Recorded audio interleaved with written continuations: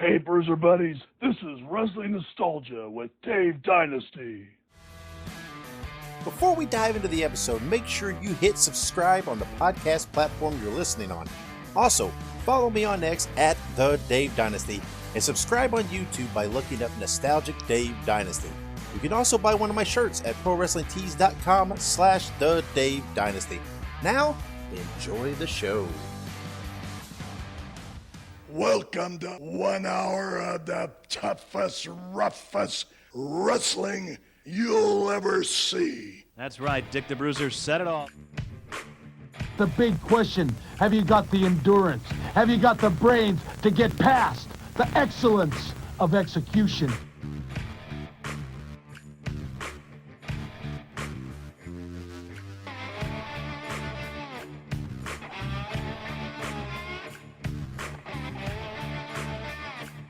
The reason why Axe and myself were put on this earth is to demolish people. Bobby Heenan, that is a very good-looking sport coat you've got on. Yeah, and I paid for mine. Mine isn't government issue. Hello, everybody. Lance Russell and Dave Brown right along ringside. And by golly, we're ready to go with another big week of championship wrestling.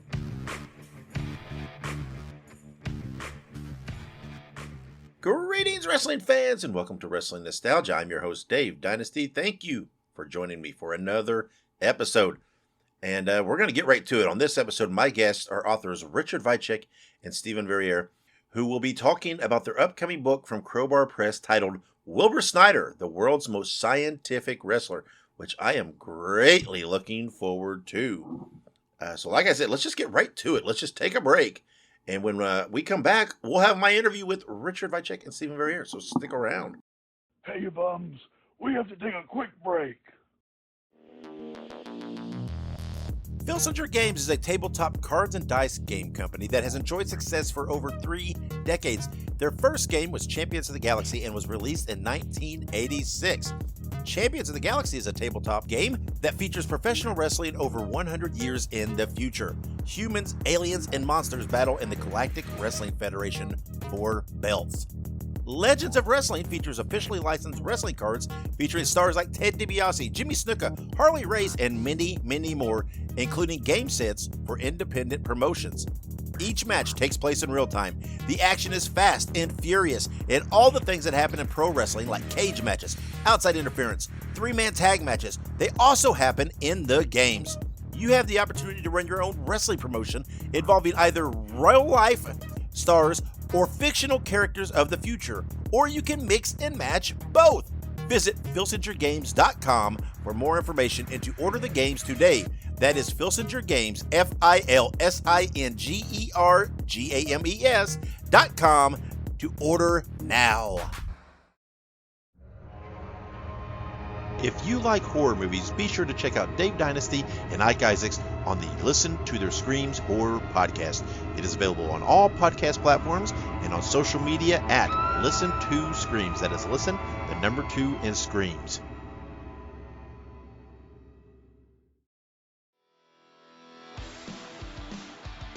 Hey ho, everybody. Subscribe to the Pinhead Pod, the Ramones fan podcast bringing you interviews, news, deep dives, and much more. Look it up on your favorite podcast platform. That is Pinhead Pod. We're back on Wrestling Nostalgia. And welcome back to Wrestling Nostalgia. This time I'm being joined by Richard Vicek and Stephen Verrier, authors who have an upcoming book titled Wilbur Snyder, the World's Most Scientific Wrestler. Coming soon from Crowbar Press. Guys, how are you? Very good today. Well, thank you. I'm very excited about this book. Of course, being a Midwest guy, Wilbur Snyder, near and dear to my heart. And I'm excited to kind of talk to you a little bit about Wilbur, give an overview for the listeners, and hopefully whet their appetite for your book. But let's start. Wilbur Snyder, he was always an athlete, and particularly a football player. What led to him venturing into wrestling? Well, I can lead off with that. Sure. Actually, Wilbur, although he's known as the world's most scientific wrestler, did not, have the best amateur wrestling background. I mean, he was Mm-hmm. a well-rounded athlete in high school. He played football, he did gymnastics. I mean, he did a number of sports. He did them very well. Um, but it was not until he attended university that he got into amateur wrestling. That was at the University of Utah. Yeah. And wrestling was not a big time sport there. It was, it was a competitive sport. It was, intercollegiate. But he really learned his amateur wrestling while in university. Um, so he didn't have the biggest background. Most of his attention in university, at least athletically speaking, I think was aimed at football. He did very well, but he left university after 2 years. Took a fairly menial job. He was married by that time. He had a son already. And Wilbur started hanging out with some of the wrestlers in the Southern California circuit, particularly guys like Benny Ginsberg, not a big name, but memorable through his connection with Snyder, Sandor Szabo, um, Nick Bockwinkel's father, and a few others, Jerry Christie. So he started hanging out. He had to make a living. He was driving a truck, but he knew he was a blue chip, athlete, and he developed an interest in wrestling. He trained. He stayed with football, as it turned out, for a few years afterward. But Yeah. it was really when he got back to his roots in Southern California that he, I think, got really interested in wrestling, started the training, and that eventually led to his career as a wrestler. Yeah. And Richard, if I'm understanding right from some of the things I've read, he still had pro football aspirations, right? He had football, goals, but he had to wait kind of for his graduating class uh, due to the time. Is that correct? I mean, am I understanding that correct? Well, yeah, this is Richard. Yeah. I'm not sure of the waiting for his graduating class, but he did have a tryout for the NFL with the Los Angeles Rams during the 1952 season and played in some preseason games, including the big annual college all-star game at Soldier Field in Chicago. Of course, he was with the Rams at the time. Mm-hmm. On that college all-star team, they had people such as Hugh McElhenney and Frank Gifford and Gino Marchetti, who became Football Hall of Famers. But right after this all-star game, Wilbur was cut from the Rams. Yeah. Training camp starts out with way more people that can possibly make the roster, but he was the last man cut, as reported in news back in those days, 1952. Yeah. And he did play some pro football in Canada, right? For the Eskimos in Edmonton, correct? Where he played with a couple other notorious, well-known future professional wrestlers there, right? Yeah, if I may backtrack just a bit, yeah, I mean, Sure. during our research for the book, I focused more on um, those early years, and in fact, yeah, Wilbur was not eligible to even consider an NFL career until 1952. He left university in early 1950. He did have to wait for his graduating class to graduate. And actually, Kaniski had a very similar situation. He went to the University of Arizona. He also had to wait till 1952. And, Yeah.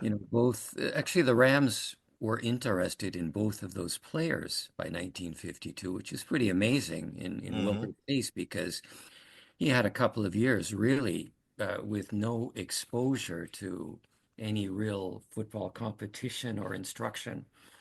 But even so, yeah, he did have a very good shot at playing for the Rams in 52 and almost made it to their roster. But right after he was cut by the Rams, and he was the last player cut by the team in 52, Wilbur ended up in Canada. I mean, we're talking just a couple of weeks later, so it's very possible the Rams were in touch with the Edmonton Eskimos, and you know, maybe the Rams made a suggestion. I don't know for sure, but there's a very good chance Wilbur, had some help or direction in that regard. But yeah, he did go to Edmonton. He played with Kiniski and Joe Blanchard. Yeah. All three did some wrestling on the side when they were in Edmonton. They were all good players. Wilbur to the point of holding a CFL. Well, it wasn't CFL yet. It was the Western Interprovincial League at that time. But he held a place kicking record. I mean, he played several positions, but he had his greatest success as a place kicker, and he held the league record for a number of years for consecutive point after attempts made. Yeah. So he did great. By all accounts, he loved it in Edmonton. But, after a couple of years, I think he didn't want to take a drastic pay cut. He was already wrestling in the off season, doing very well. He had several big matches against Luthez and many others. And he was making several times more money as a wrestler than he would have made in football. So, as far as football was concerned, 1953 was the end of the line for him by choice. Yeah. Well, like a lot of guys, especially in those times, whatever, they discovered, hey, they can make more money with professional wrestling. And like you mentioned, which was where I was going next, he pretty quickly became kind of a top of the card wrestler everywhere. But he really established himself when he became a regular opponent of Luthez very early in Wilbur's career. And all the way up through, Thez always praised Snyder very highly for his skills and and his approach and everything else, and talked about how much money they made together and everything else. How through your research, how crucial was that early in Wilbur's career to get that kind of what we would later call the rub or whatever from Luthez? Oh, it was absolutely pivotal as far as Wilbur's career was concerned, and fortuitously, his success in those early months and years of his career kind of coincided with really, increased visibility. I mean, the CBS network was broadcasting wrestling cards coast to coast for a time, and one of the big matches was Wilbur challenging Luthez, and this was during Wilbur's freshman year as a wrestler in '53. In fact, before he went to Canada to play football, before being cut from the Rams. So Luthez was key. People saw this young fellow, wrestle to a pretty impressive draw with Luthez. I mean, there was a national audience for that, and that's really what made Wilbur stand out from the rest of the pack as far as young wrestlers were concerned at that time. Thez was always complimentary. Those two had a big rivalry for years, but more than anybody, I think Wilbur would say Luthez was the one who really launched his career in the way it went. Yeah, and another guy, Richard, I mean, you could probably speak to is Vern Gagne, and particularly in Chicago, they had quite the rivalry, lots of key matchups, and a lot of people currently who think of Vern Gagne, the AWA and those later years, whatever, they I don't think they understand or can understand, or it can't be overstated how big a star that Vern Gagne was in the 50s by appearing in the Dumont Network. So these were huge matches for Wilbur at this point in his career. Yes, Richard just will chime in there. Yes.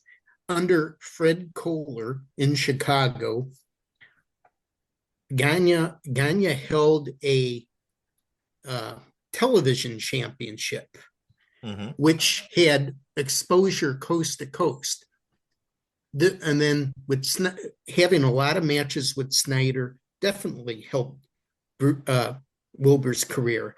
And then coming out of there was a United States heavyweight championship, sure, which Gagne held at times, that Wilbur held at times, and Dick the Bruiser held at times. Yeah.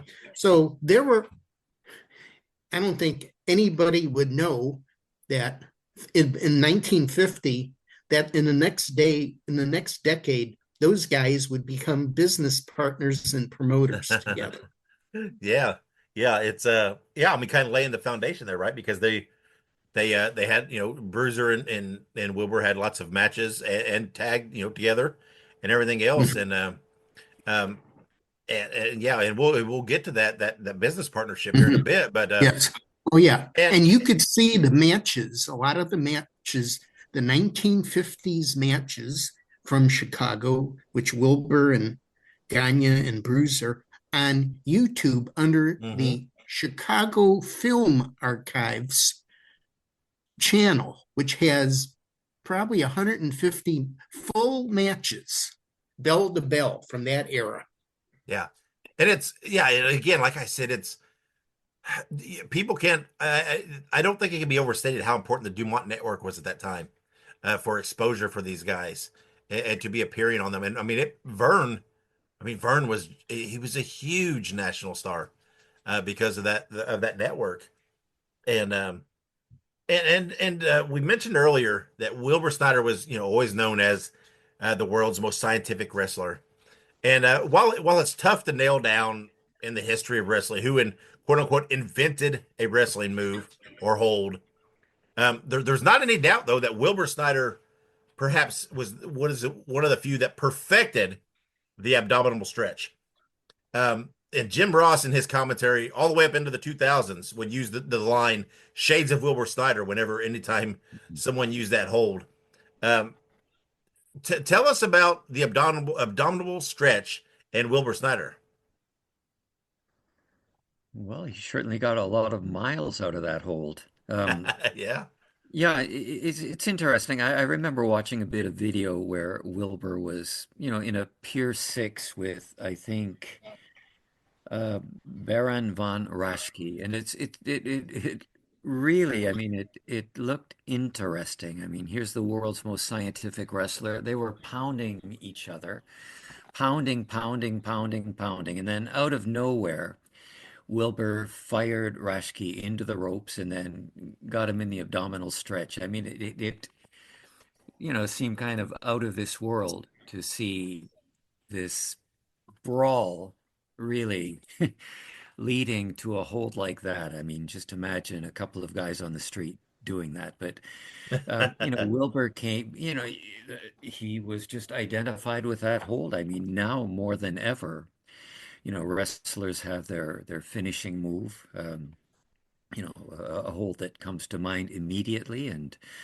as far as Wilbur is concerned, I mean, for my goodness, for just about 30 years, if you mention Wilbur Snyder, that's probably what people would think of. Just an amazing association. I mean, he certainly applied it well, and he won many titles and matches with that. Yeah, I mean, almost a lost move because you don't see it currently in modern wrestling at all. Apparently, it's not high spotty enough for them. I guess I don't know, but a guy who I've always appreciated that Snyder had a huge impact on was the career of Nick Bockwinkel. Obviously, I think Stephen, you mentioned it. Nick's father Warren helped Snyder at the start of his career, and Snyder kind of did the same a little for Nick. And even early in Nick's career, they teamed up some. And I've even seen interviews where Nick Bockwinkel has said himself that he didn't, somewhat modeled himself after Wilbur Snyder. What was through your research? I mean, did you see some of this admiration that Nick Bockwinkel had for Wilbur? Yeah, I did. I mean, Bockwinkel spoke very highly of Snyder, and he did credit him for, helping him, get his feet wet in the wrestling business. I mean, Bockwinkel led an interesting life. I mean, everything from the military to university. But, Wilbur and Nick started teaming in the mid-50s in California. They hit it off very well. I mean, Bockwinkel at that time was a young baby face and very, very promising wrestler, but I think Snyder was sort of the leader of the pair for a time. They reunited many times. They held titles together. And of course, over the years, they faced each other many times. But yeah, Bockwinkel spoke highly of Wilbur Snyder, and I don't think he ever wavered in that regard. I mean, I think he figured Wilbur certainly returned the favor that Warren had, provided Wilbur. Yeah, I mean, I think you can see that. I think you can see that lineage there of the influence. But Richard, like you mentioned earlier, when most people currently think of Wilbur Snyder, the first name pops to mind is obviously should be Dick the Bruiser. Yes. Not only because of the rivalry, the matches, the partnerships, whatever, but primarily because of the longtime business partners in the Indianapolis territory, WWA. Richard, do we know kind of a time period where give us an idea of where maybe Wilbur and Bruiser kind of first started knowing of each other and maybe kind of creating that Sure. that bond? And then we'll lead into their days as co-owners. That's right. Yeah. Well, they wrestled each other in many Midwest cities: Detroit, Cincinnati, Indianapolis, Chicago, Milwaukee, all during the late 1950s. I think that being able to cooperate together and know how to get each other over, and seeing how to get a reaction out of the crowd gave them good training and for them to think, hey, maybe we could be our own promoters. Mm-hmm. and not only get a fee for wrestling, but we could get dividends off of the corporation we own that right. Promotes wrestling. So if you want, I could start their first partnership, if that's okay. Yeah, that's what I was going to ask. Tell us, give us a little background to them coming together to form, Championship Wrestling and promoting Indiana. Yeah. Yes, the first company was Championship Wrestling of Indiana, starting in 1964. I always found it funny who the officers of this corporation were. Can I tell the audience? Please do, yeah. The president was Louise Afflis. Bruiser's wife. That's interesting. Okay, go ahead. And the vice president was Shirley Snyder. Oh, well, who's Shirley Snyder? Wilbur's wife. Well, that's interesting as well. And the secretary treasurer was Margaret Afflis Johnston, Bruiser's mother. Yeah. Now, Richard, tell everybody, why maybe are those names listed as officers? You could, because I hear this repeatedly for decades. States would not issue licenses to the same person to be a wrestler and promotion owner. That's right, yeah. And that was, by the way, that we'll get to that when we talk about Chicago. Sure. But that was the case there. And when Bruiser and Snyder started promoting in Indianapolis, they did so opposite a promotion that was owned by Jim Barnett and booked by Buck Estes. So for a 4 or 5 month period in Indianapolis, an Indianapolis wrestling fan can choose between two wrestling companies. Yeah. Now, Richard, real quick before we move on, that has always been kind of a sticking point in Indianapolis wrestling history, right? Because lots of sources have said that Bruiser and Snyder bought the territory from Barnett, and that's just not the case, is it?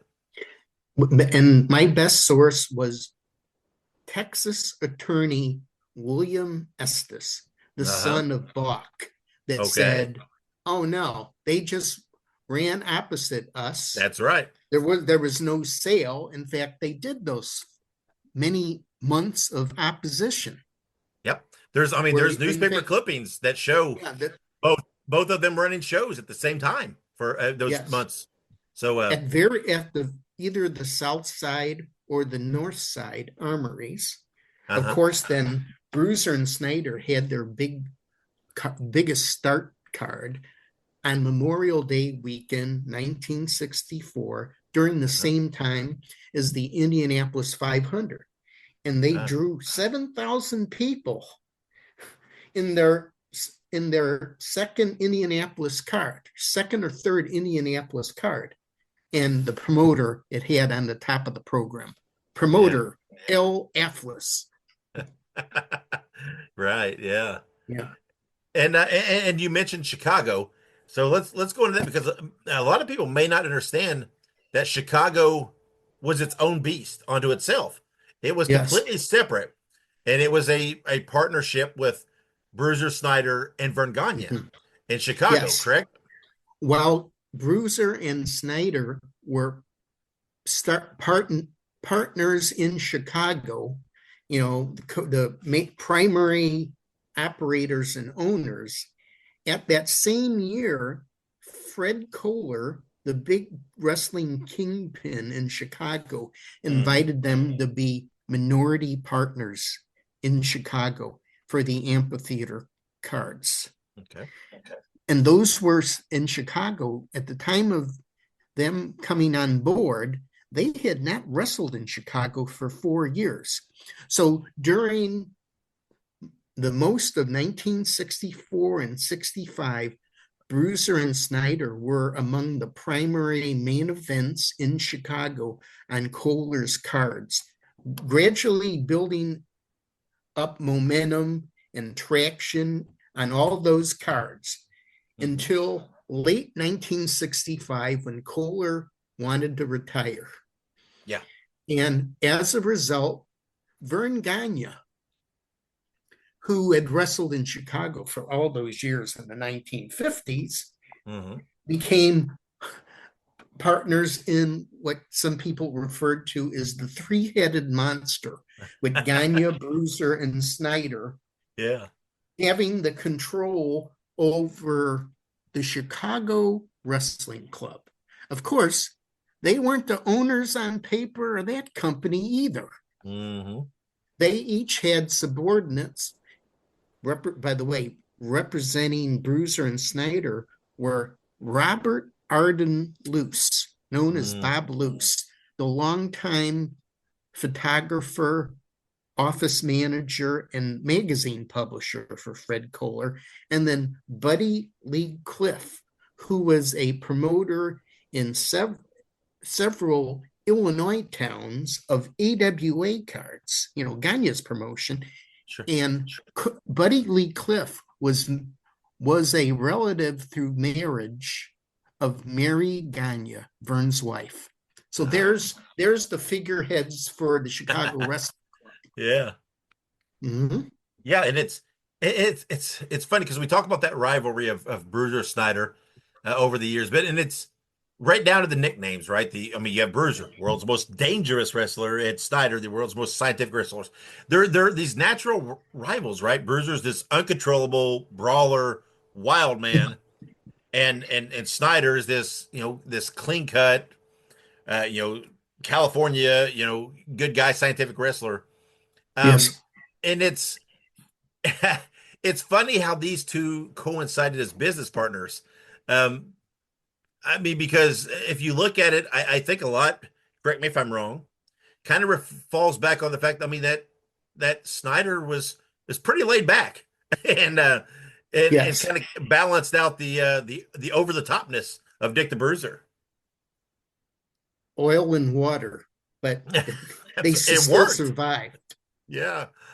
But, every indication is that they got along well in terms of the business relationship. It's interesting, back in the 1950s when they, made each other's acquaintance, they did team occasionally. even in the early days. You know, prior to news traveling around the world via the internet in 3 seconds. I mean, you know, on Thursday, there would be a possibility they would team together against some common enemy in one Midwestern city. And then the next night, maybe 400 miles away, they try to kill each other. I mean, it's really interesting to look back at their match schedule and to see instances like that. I mean, when they were, and it was not just those two, but, you know, they would be good friends or at least associates one night and bitter enemies the next. Just a completely different world from now. Yeah, and I think even as you look at kind of their approach, right? I mean, Bruiser loved to be in the spotlight, right? He liked to be that guy. He liked to be in the main event. And I'm not knocking Bruiser because he was definitely a draw, right? Everybody knew who Dick the Bruiser was in the Midwest. But as they promoted shows and stuff, Wilbur was pretty content at that time to kind of work the middle of the card and tag team matches and be a, you know, I mean, he was a tag team champion with, I don't know, a dozen guys. I mean, a multitude of guys. Right.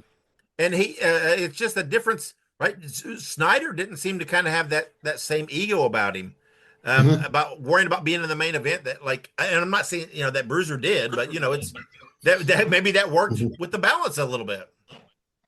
Yeah, to his credit, I mean, Snyder really prioritized his family over everything else. Of course, you know, when he was making his name, he traveled everywhere. And obviously he had ambition, but he was dedicated to making sure the family was settled by the time his son Mike got, you know, into his high school years. So that kind of coincided with the decision to form the partnership with Bruiser to settle down, to travel much less than he had been doing. And part of, you know, being a co-owner of a promotion in Snyder's mind was doing everything he could to ensure the success of that promotion. And often that meant putting himself second as a, you know, as a wrestler and really trying to highlight some of the wrestlers he brought in. I think Bruiser was more intent on staying in the spotlight, but for Snyder, again, it was serving his family well and serving his business well. And certainly he did that. Yeah, and I think that even trickles down. You mentioned Mike when Mike started wrestling in the mid-70s. Snyder didn't really kind of pull any power for Mike. He kind of let Mike do his own thing, kind of let him develop at his own pace. Didn't, you know, really pull the promoter card for Mike. And Mike was a great talent, really. You know, had a lot of promise there. I am curious. Did you get much input from Mike for the book? Oh, yeah, this is Richard. Mike had more interview time than anybody. Yeah. Than any other person for the Wilbur book. And Mike did not have the longest career. By his own admission, he was on the smaller side in a wrestling world when more and more value was being put on larger muscle-bound type people.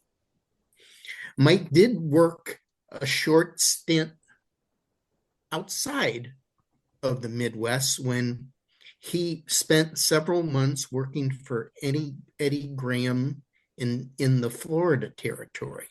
Yeah. However, Mike, and this was documented by Mike in an interview with me in 2012, he just ended it all when he was asked, okay, go up to Tampa TV and I want you to do a blade job against Abdullah the Butcher. Okay. And Mike said, that's it. Yeah, no, thank you. You know, no, this isn't, you know. And of course, Mike was already had a full-time job as a tennis instructor and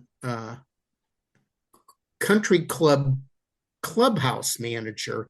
So he wasn't gonna sacrifice his own sanity and reputation to do a blade job for Abdullah the Butcher on television. And of course, I thought it was a very competitive territory at the time, you know, with the Briscoes and Dusty. Sure. And all these people there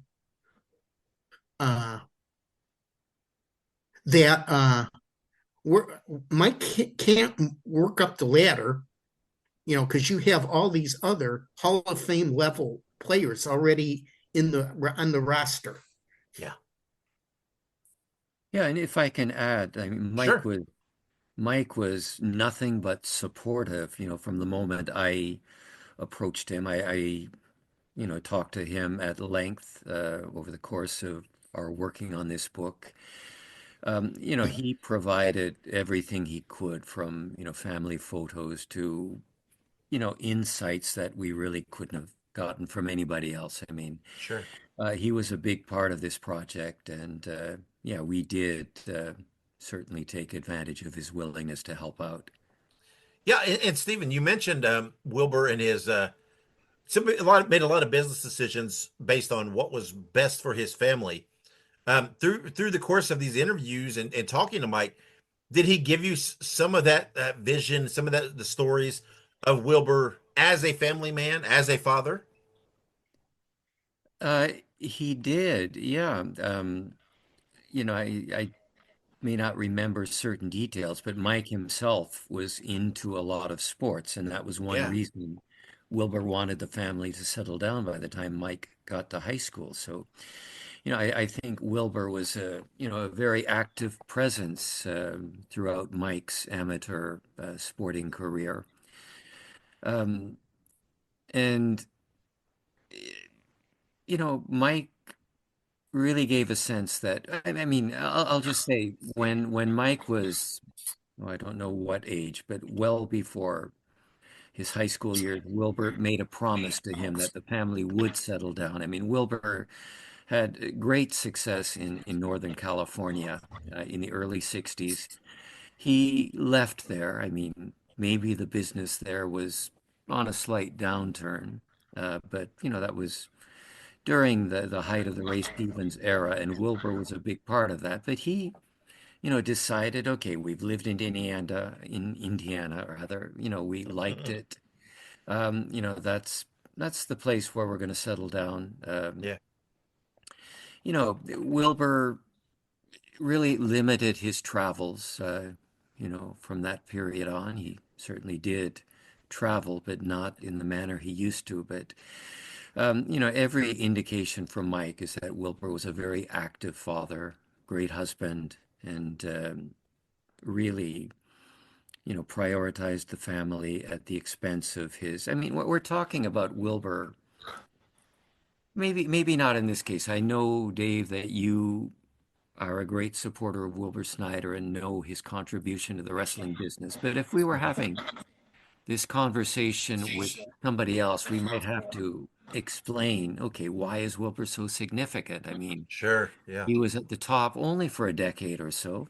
Yeah. And a lot of wrestlers have, been at the top a lot longer than that. But, when you think of the nature of why he stayed at the top only for that long and everything he did later on for the sake of his family, it is clear why his story has to be told, and so on. And to me, one of the great details in researching Wilbur's life is really the impressions, the input from some of his old friends, people who knew him, particularly family members who, really say, he was an active family man, which was kind of rare for wrestlers in that era.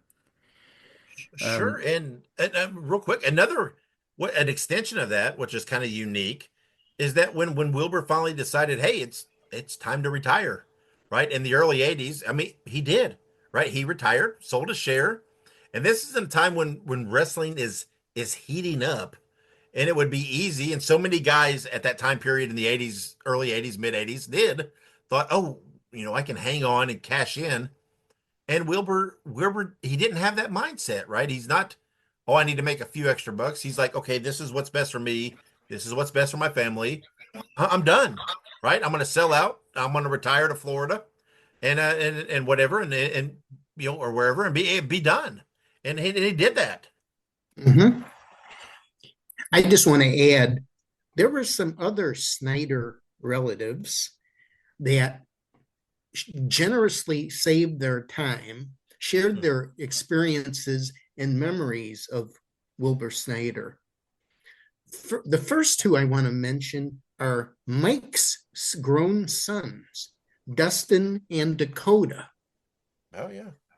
There was Mike's niece, Jenna Regal. Dave, you know what Regal that's related to? Well, yeah, sure. Sounds like Steve. Yes, that's Steve's daughter. Yeah. And there was also Vicky Snyder. She is the daughter of Wilbur's younger brother, Frank. Okay. And Vicky supplied family childhood pictures, which we had never seen before. Yeah. So I'm going to give them credit too, because we couldn't have done it without the other members of the Snyder family who were very enthusiastic. And they talked a lot. They had a lot of exposure to Wilbur's retirement years, which were split between Pompano Beach, Florida, and Indianapolis. So shout out to the Snyders. Yeah, and worth mentioning, like you brought up, I didn't have this, but for those who don't know, Mr. Electricity Steve Regal of 80s fame, not the later Steve Regal, but of the WWA, AWA fame, was Wilbur's son-in-law, and everything. And then, to my understanding, I believe Steve's still married, right, to his daughter to this day? Yes. Yeah. Steve is in the Indianapolis area now. Yeah. I speak to Steve every so often and this and that, and he's doing well. But again, there's that.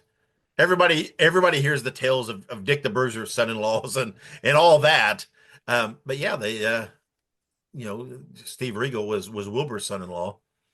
And so let's shift directly then to the book. What obviously I personally, I think this is a story that had to be told, but what made you guys decide to write a book on Wilbur Snyder, and how, and maybe the next step of that, how did you guys come to do it together, to work together on this? I'll take the first half of that. In the book, we do have a preface in which we sort of lay out what drew us to this project.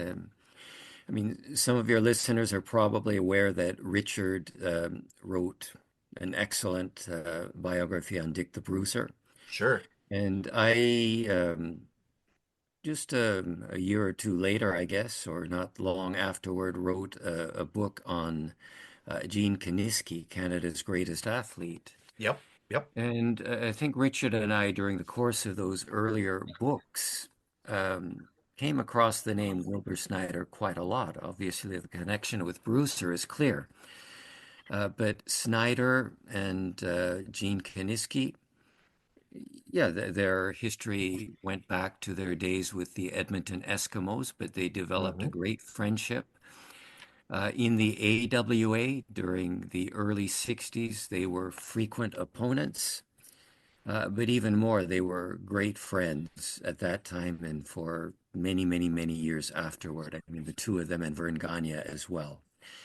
Just really best of friends who kept in touch, who met every so often, who had a great respect for each other, whose families were very, very close. So Richard and I think, had a pretty good idea as we were working on these previous books that Wilbur Snyder was really a key player in the world of wrestling, in the 1950s and for a long time afterward. My first knowledge of Snyder came when I was I guess a teenager living in Southern Ontario. And one of the Detroit TV stations started broadcasting the WWA wrestling from Indianapolis, and I saw Wilbur Snyder wrestle.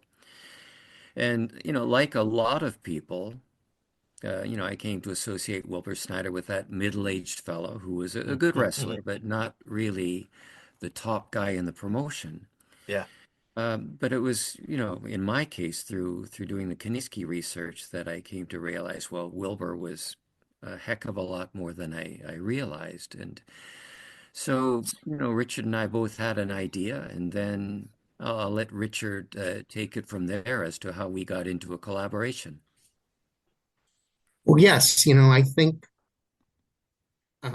after reviewing the Kiniski book and seeing all this interaction with Wilbur, a little idea went off in my head. Hey, why don't we put our two heads together,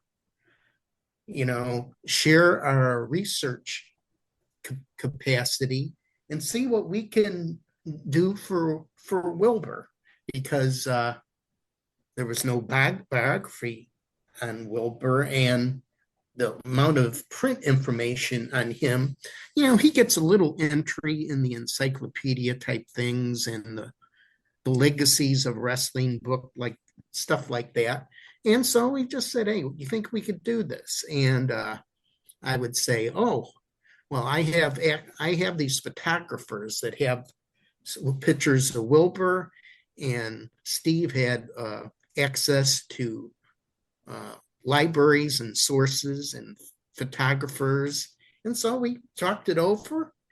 And I think I could say that Steve concentrates on the earlier years and mine on the later years. And where it breaks off, where the dividing line in is late 1963, just as Bruiser and Snyder start forming their partnership in Indianapolis. Yeah, which works perfect, right? Because obviously early career, Snyder is a lot in the Western U.S., California, but also obviously in Western Canada, right in Stephen's wheelhouse. And then later, we're talking the Midwest, Indianapolis, and Chicago, which is Richard's wheelhouse, right? I mean, Richard being a Chicago guy. So it works perfectly, right? You get the best of both worlds, because it almost is like Snyder kind of had these two points of two faces of his career. The travel the road wrestler guy, making his mark, which was a lot of Western U.S. I mean, there was a lot of that in the Midwest too, but Western Canada with the football, and then getting into the promoting though, which is primarily the Midwest. So it just seems right. It fits. It works for you two to work together on this book based on your expertise to cover the full scope of Wilbur's career. It works well. Mm-hmm. Yeah, and go ahead, Stephen.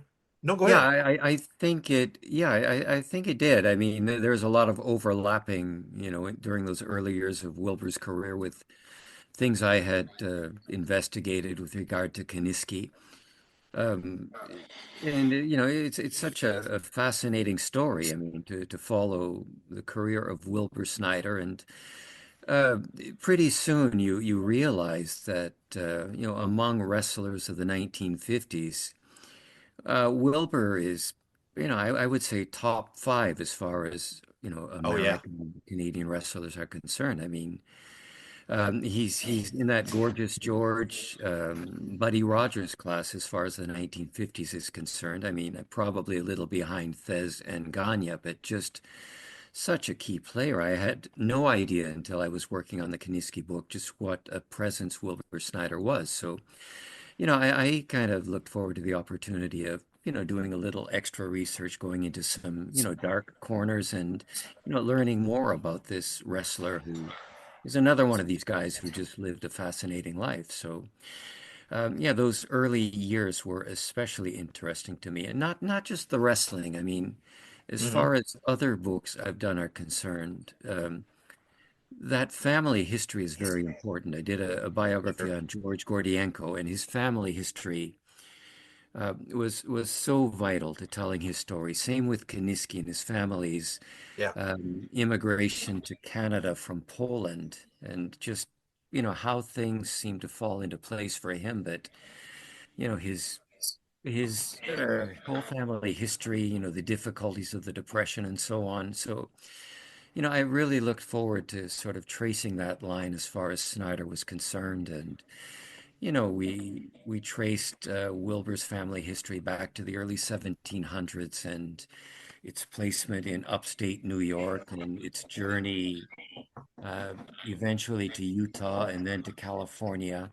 And along the way, there's a chance to put all of Wilbur's history into the context of, the Depression and the California boom and so many other things. So, I like working on books where, I don't want to do a wrestling book. I want to do a book in which an interesting protagonist who happens to be a wrestler really, demonstrated that he and his family and others had a story that needed to be told. So that's what I looked forward to, and especially to working on those early years of Wilbur Snyder.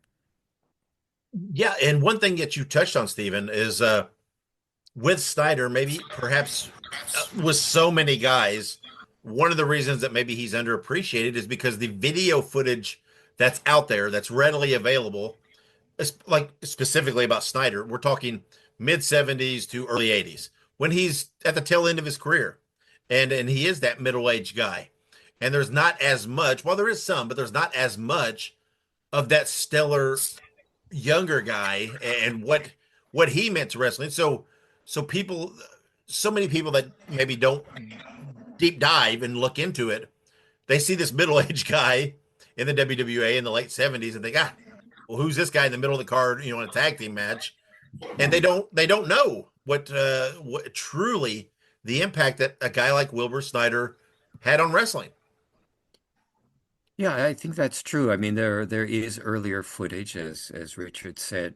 There are you can see Wilbur competing in Hollywood or in the Midwest, during the early years of his career. But and unless you go out of your way, I think you're going to associate Wilbur Snyder with that middle-aged fellow who was good, who, still applied the abdominal stretch, but wasn't usually a main eventer, except maybe in an occasional, tag team title defense or something like that, which is unfortunate. And I hope this book encourages people to look a little further and dig a little deeper. Yeah, sure. I would advise anybody to do that about any wrestler, right? I mean, what you see necessarily on YouTube or whatever it is, maybe is not the full scope, the full picture. Maybe dig a little deeper. But Stephen, you mentioned, right, that there was a lot of overlap to a lot of the research you did with your Gene Kiniski book. And Richard, I'm assuming there's got to be a lot of overlap with some of the research and stuff you did for your Dick the Bruiser book. And then you did a lot of further research for this book. Is there anything in the scope of all this that where you uncovered something maybe about Wilbur that maybe surprised you, or something maybe we didn't know, or maybe something that was a misconception? Was there anything that kind of caught you off guard that, we didn't, that's different, that's new? I mentioned those other family members that I never interviewed before. They provided a lot of insights on Wilbur, especially during his retirement years, which I didn't know about. The only thing I ever heard, he lived, a block from the Atlantic Ocean in Pompano Beach, Florida, and played tennis every day. But those earlier met people gave us a lot of insights, which I didn't know about. And by the way, during the Bruiser research, not all of that Chicago Film Archives was posted on YouTube yet. Oh, yeah. So it's very easy for people not to know Wilbur. Hey, listen, even if you saw him wrestle in the 70s or 80s, there wasn't a place for you to go and watch historical wrestling footage. Sure. So I mean, that contributes to the lack of knowledge, whereby you have some wrestler who started getting exposure in the WWF in the early 80s or in Georgia Championship Wrestling. Well, then there's all these VHS tapes and cable exposure. So Wilbur missed out on a lot of that. Sure. But we're here to do something about it. Yeah, and you mentioned a lot of the you said with some of these family members, some of the early life pictures and things. I don't recall ever seeing much of, if anything, of out there available of Wilbur in early life. I mean, the No. some of the earliest stuff I remember is him with, playing football with the Eskimos. Some of the earliest stuff I remember ever seeing, picture wise or whatever. So that is a whole new realm in my And we eyes were for Wilbur. and we were lucky to get the full cooperation from Van Nuys High School and Oh the yeah. University of Utah that Uh, allowed us to reproduce, pictures of Wilbur from those yearbooks. As a high school star athlete, he was part of the All LA high school football team, which there were only 11 players in the third largest market in the United States. Another player part of that group was the NFL Hall of Famer Hugh McElhenney, who later played with the 49ers. Yeah. So Wilbur's in that category in high school. Yeah. Yeah. Oh, go ahead, Stephen.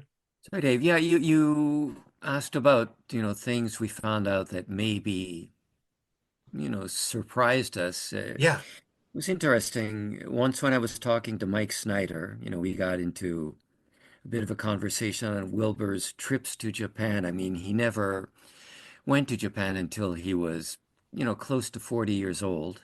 But, according to, Wilbur Snyder, the world's most scientific wrestler, we associate with, scientific wrestling, meaning, not poking somebody in the eyes or anything like that. Yeah. And, some of the top American wrestlers, and Bruno Sammartino is in that category, who went to wrestling would kind of heel it up a bit. They would rough up the Japanese wrestlers and, sort of draw a certain reaction from the fans. Well, according to Mike, Wilbur enjoyed playing the heel at times in Japan. I mean, I don't know to what extent he took it, but it was interesting to me to hear about that. Wilbur Snyder, close to 40 years old at the time, going to Japan. I don't know to what degree he roughed anybody up or did anything dirty, but it was interesting to me that he at least wanted to try out that bad guy persona, and Yeah. he did well when he did. Yeah. That blows my mind, right? Because I would have never envisioned Wilbur doing anything hillish. And that's fascinating. And well, let's run this. I mean, for one, I cannot wait to read the book. Again, for the listener, it's titled Wilbur Snyder, the world's most scientific wrestler. This episode will be dropping on April 16th. And by the time you hear this, if it's not available already, it will be very soon from Crowbar Press. Go to crowbarpress.com to order your copy. So, guys, before we close out, do you have any last thoughts, plugs, whatever you want to say about Wilbur Snyder or the book? Richard wants to add that Wilbur had a vast legacy of his scientific wrestling, and he was highly rated in wrestling magazines throughout the 1960s when we started getting multiple wrestling magazines. He was awarded the Hall of Fame at the Chicago, St. Louis, and Waterloo Hall of Fames. His company is the one that hired and brought into the business Bobby Heenan and David McLean. And Bruiser and Snyder created the teams for the first time, the Blackjacks and the Valiant Brothers. Yep. Yeah, both former So I wanted to get WWF that. tag I wanted champions. to get those in. Yeah, That's right. Yeah. Yeah, and I would add, we've talked mainly about Wilbur Snyder, the wrestler, who achieved great heights, for a decade and then settled down. But really, especially his first decade of promoting with Bruiser was, it was an amazing time. I mean, I remember watching those shows on the TV channel from Detroit, and they drew great crowds. Yeah. As Richard said, over time they introduced some amazing characters, especially Bobby Heenan. And that second stage of Snyder's career, I think, is absolutely vital in any assessment of his legacy. I mean, Yeah. he didn't just contribute to the business for 10 years. No, he was, I could say, near the top in many regards for 20 years, and then for another decade, close to another decade after that, he was still in the business. And it was not an easy time for territorial promoters, at least not for some of them. But for a solid 20 years, I mean, he was a leader in the wrestling business in some capacity. And I think it's important for fans to realize that, and on top of that, he was an interesting fellow. His story, I think, had to be told. I'm glad Richard and I are the ones to tell it, and I hope people will go and learn more about Wilbur, because I think his story ought to be read. Yeah, I agree. And like you said, for so many people that just judge the WWA based on the mid '80s stuff they see, they're not digging deep enough to know what a powerhouse it was through the '70s, and how it drew. I mean, we're talking, to me, top 5 drawing territory promotion in the country, and there's numbers to support that. And guys, I know it might be too early to know or to say or whatever, but just gut instinct, what's the possibility that there might be more wrestling books from either of you in the future? What do we think? We're discussing it. Oh wait, so are we discussing a further partnership? Is that fair to say, Steve? Yeah, that's come up. Good. I wouldn't be surprised if we do something in partnership and also pursue some avenues individually. But yeah, definitely there are books ahead, I think. Well, I hope so. I hope we get both, because again, I'm a big fan of both your guys' work.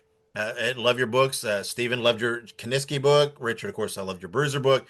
So excited again to read the book on Wilbur Snyder. Once again, just one final time. It's Wilbur Snyder, the world's most scientific wrestler. By the time this episode drops, it will either be out or very close to out. So go to crowbarpress.com and check, and just go check daily if it's not available, because it should soon be, based on this episode dropping. Guys, do you have ways for fans to follow you, keep track of what you're up to, or is there not really kind of any official means for that? Well, I can be checked out, followed, whatever you want to call it, at StephenVerrier.com. Again, Stephen Verrier, Stephen with a V, and Verrier, Verrier. That's probably the easiest way, and I'd be glad to answer any emails or get in touch with anybody who's interested in communicating about Snyder or any other aspect of the wrestling business. And Richard is on Facebook. Look for the one, from the Illinois, and that should work. You could then Facebook message me. Yeah, that's right. Richard's a Chicago guy. And as he completely razzed me the other day because I'm a Cardinals fan, and which makes me assume that, Richard, you must be a Cubs fan. And so that's all right. I won't hold it against you, Richard. And okay. Stephen, I've been mispronouncing your name every time we've spoken. You've never brought that up to me. Well, at least you didn't call me Ms. Wow. All right. That's a good one. All right.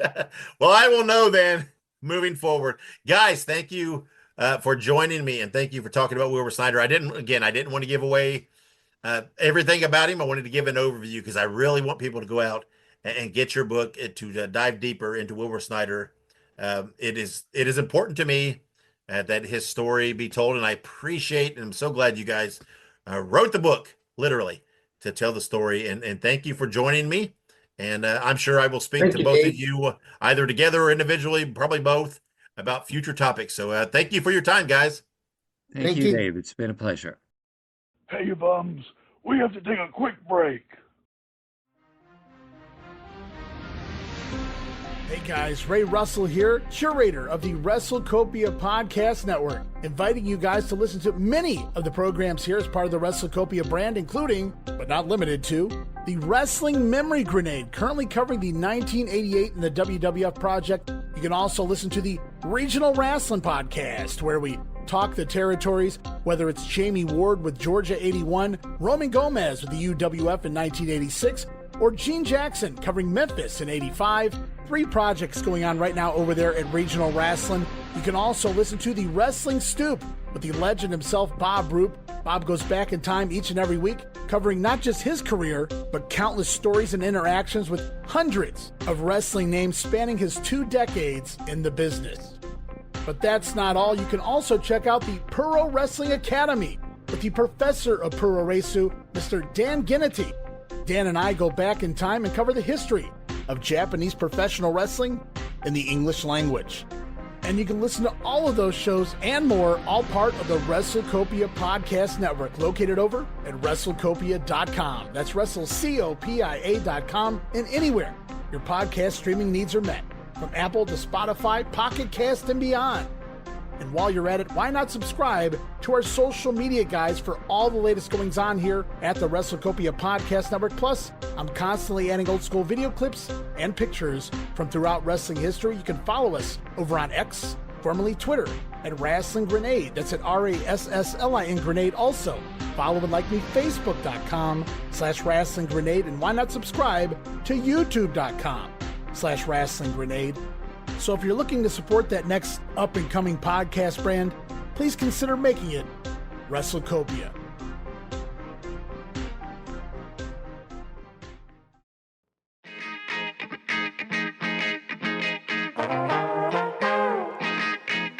Hey, it's Bob Smith, and guess what? The Outdated Wrestling Hour is now part of the WrestleCopia Podcast Network. But hey, no fear, you're still going to hear the unique guests, comedy, music, authors, journalists, funny people. Who knows who's going to end up on the Outdated Wrestling Hour? Remember, it's all new and all old. So check it out in the WrestleCopia Podcast Network and wherever you get your podcasts.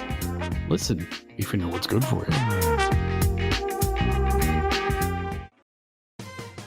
Hey everybody, Gene Jackson here, inviting you to check out the Retro Wrestling Review, where each week I'm joined by some great co-hosts who help me review classic episodes of USWA Championship Wrestling, and right now we are doing week-by-week reviews of 1993.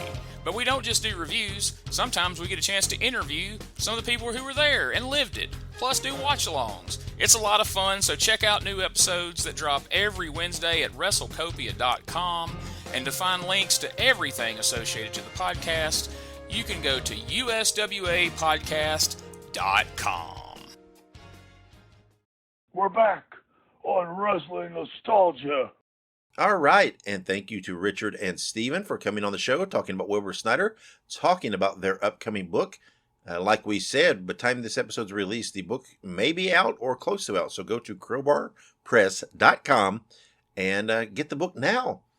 Also, be sure to follow me on social media. I'm on pretty much any platform.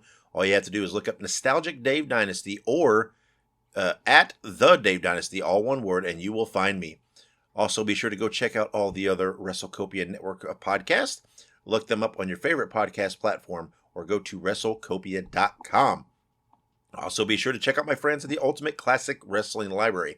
Go to ClassicWrestling.net to sign up and then download their app on all of your smart devices. Now, next episode, my guest will be another author, Stephen Johnson, the author of Jim Londos, The Golden Greek of Professional Wrestling. And we're going to talk about Londos, the book, and much more. Should be good fun. So that is coming next episode. Guys, thank you again for your support. And let's get out of here. We'll see you next episode. So remember, wherever you go and whatever you do, be good, be safe, and always keep on growing. Fans, we brought you All-Star Championship Wrestling. This is Sam Maneker thanking you for being with us and saying until next time, so long everyone. Wrestling Nostalgia is copyright Dave Dynasty. Bruiser voice done by John Lawson.